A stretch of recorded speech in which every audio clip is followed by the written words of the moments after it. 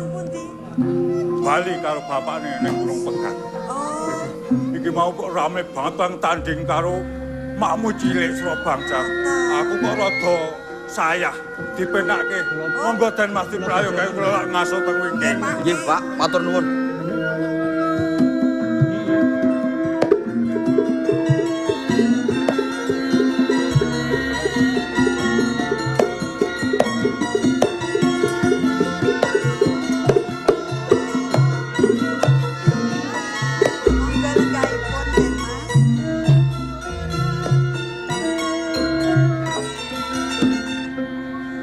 Pangapunten. Janipun bingung raos sing manah kula.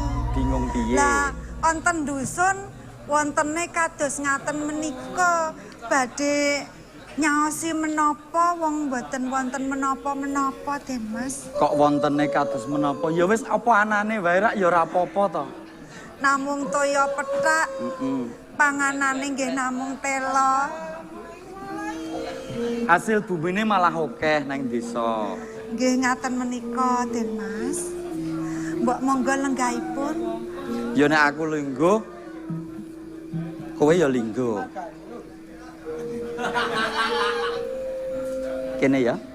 Pisan jam 5. Ngene lho. Kados pundi?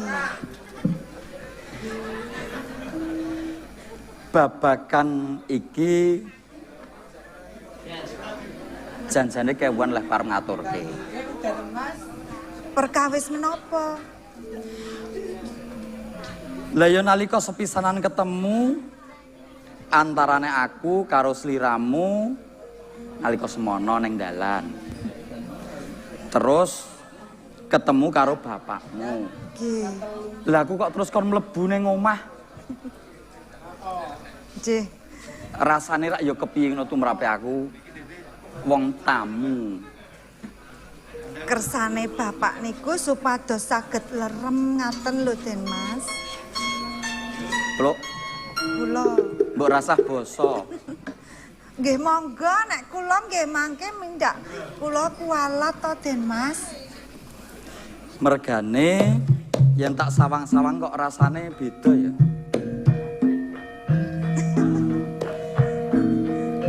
Den Mas Broto.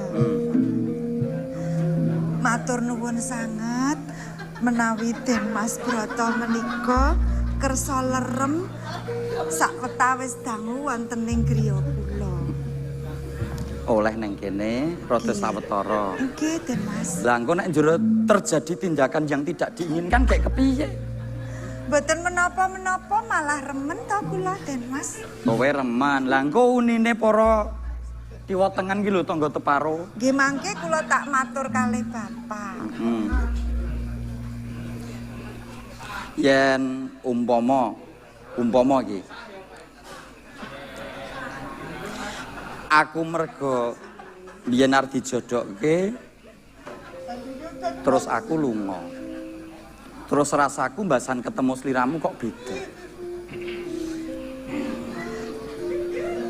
Kersanipun Den Mas Broto Apa ya? kados pundi? Mijil. Ya mijil wae ya pelok ya.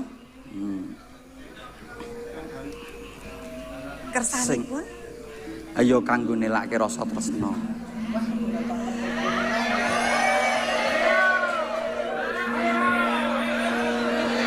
Kae kameramene wis siap. nyuwun pangapunten lho Den Mas. Piye? Kula menika lare dusun. Mongko dereng nate gandeng tresna kalian kakung. Jarene urung gandeng tresna. Ha kok le nyekeli saja. Den Kenceng. Mas Broto menika. Kula menika ajrih. Panjenengan menika priyaga luhur. Kula cah desa sing ora duwe tata susila. Mangke gek panjenengan menika janjane wis kagungan garwa.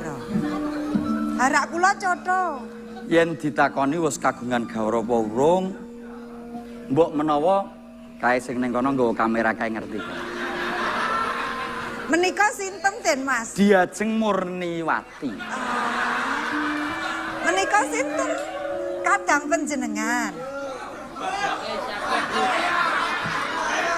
Lah yo kae mono kanca. Oh, saestu. Kanca nang omah. Mboten badhe menapa menika mangke betarepan. Ora. Saestu.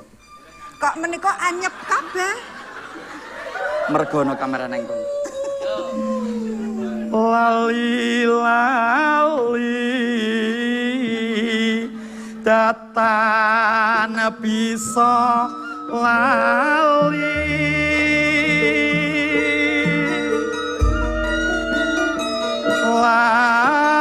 lawas saya katon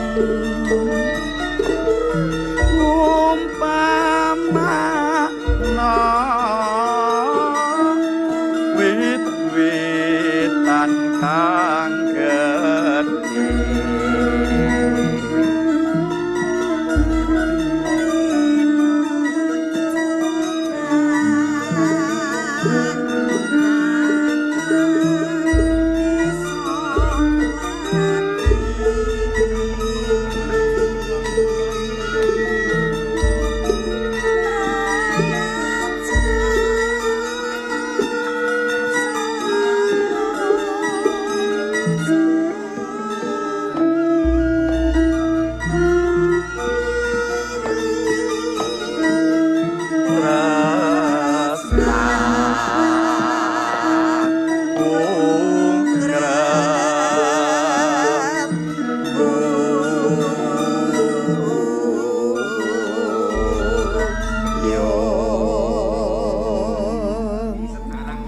Den Mas Broto.